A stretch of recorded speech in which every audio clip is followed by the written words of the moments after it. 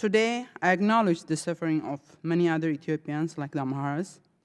I'm here to speak about 3 generations of pain, agony, political oppression against the Oromo people. My father saw massacre.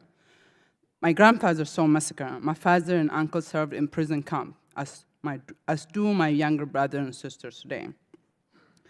This is not just the story of my family, rather the story of Oromo, who constitute over 40% of Ethiopian population and occupy the most productive land. Oromia is the backbone of Ethiopian economy, with the key exports like coffee, gold, other precious minerals, and yet Oromos are the most politically, socially, economically marginalized people. I must also acknowledge that while hundreds better qualified than I can be here today, I bring a unique voice. To begin with, I'm a follower of Awak Ifena, the much less known indigenous Oromo religion. I'm also a woman, the primary victim of human rights violation you often never hear about. And I represent a generation that knows and understands and lived in 2 different worlds, my birthplace and America, land of opportunity. I speak here on behalf of one of my constituents, Mrs. Seena Jimjimo, who is of Oromo descent. Ms. Jimjimo is the president of the Coalition for Oromo Human Rights and Democracy. The coalition is dedicated to bringing the suffering of the Oromo people and other Ethiopians to the attention of Americans and the world.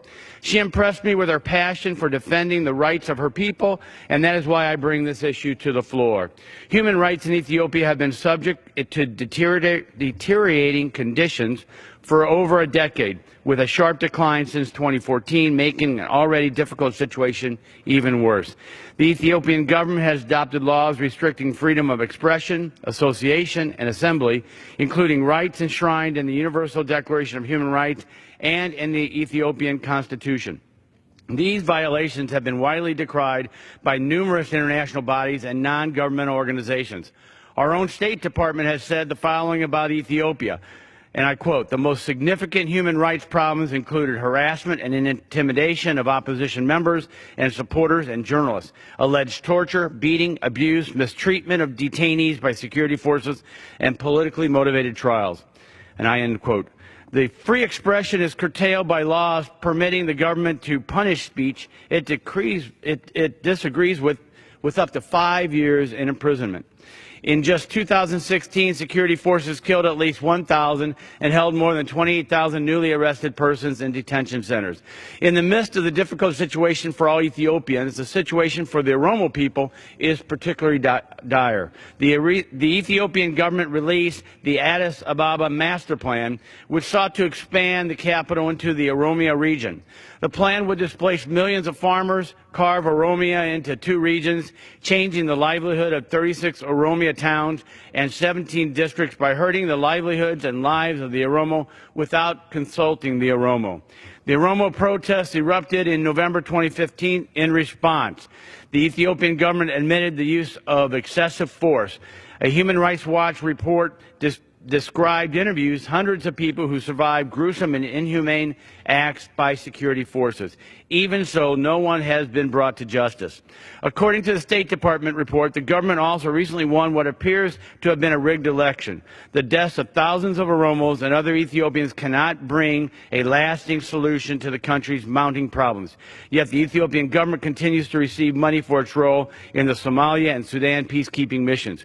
We must ask how long the United States should keep financing a regime that has received $30 billion in foreign assistance since it became to power in '91 and reportedly has stolen virtually all of it.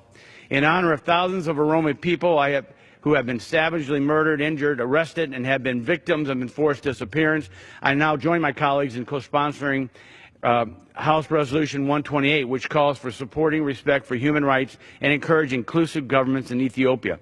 This resolution sends a clear and strong message to the Ethiopian government by letting them know that we keep a vigilant eye on the suffering that some minorities have been going through in recent years and the offenses that cause these sufferings. Many Ethiopians who dare to speak up against current government are being treated badly all across Ethiopia. Oromos are being singled out. Consider the case of Bekele Gerba, He was arrested upon his return from the United States, where he spoke to several members of Congress. Now he stands charged with terrorism, although after a year and a half, the government has been unable to produce a single document to back up their accusation. Even as the Ethiopian government has admitted to arresting 28,000 people, there is reason to believe the number is closer to 80,000. We must condemn violence against peaceful protesters, unlawful arrest, inhumane treatment, and withholding of key human rights. The government of Ethiopia has an obligation to care for all its people, including the Oromo. As the United States should stand with the people of Ethiopia and help the Ethiopian government return to the path of peace and democracy. Thank you, Mr. Speaker. And with that, I yield back the balance of my time.